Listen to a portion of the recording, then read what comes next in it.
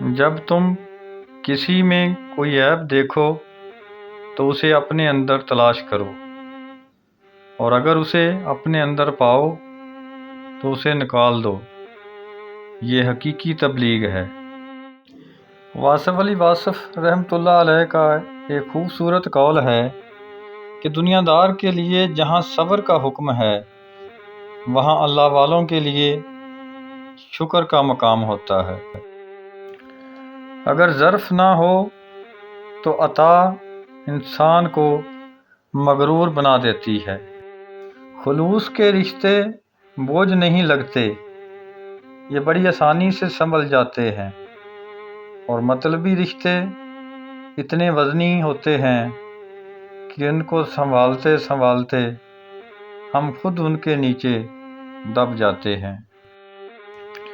جب انسان اپنے اللہ پر توکل رکھتے ہوئے معاملات اس کے سپرد کر دیتا ہے تو وہ الودود بہتر سے نہیں بلکہ بہترین سے نوازتا ہے، اور ایسی جگہ سے راستے بناتا ہے جو انسان کے وہم و گمان میں بھی نہیں ہوتے۔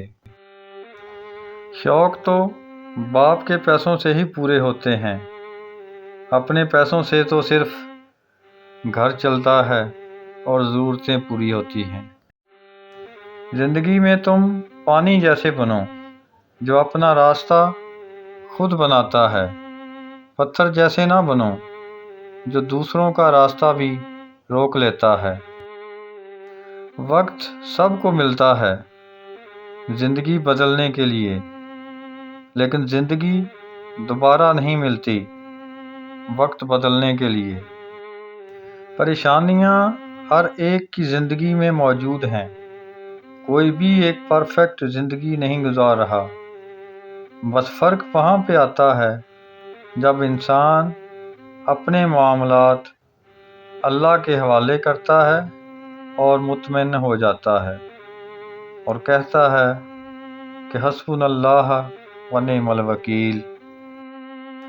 کبھی نہیں سنا کہ کسی کو اس کی عاجزی اور انکساری لے ڈوبی ہو، ہمیشہ انسان کو تکبر نے ہی مارا ہے۔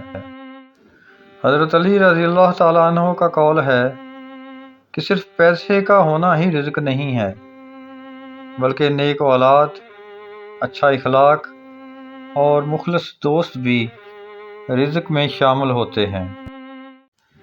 زندگی میں جب انسان کو ہدایت مل جائے تو وہ یہ نہ دیکھے کہ کیا کر چکا ہے، بس وہیں سے راستہ بدل لے اور راہ ہدایت پر چل پڑے۔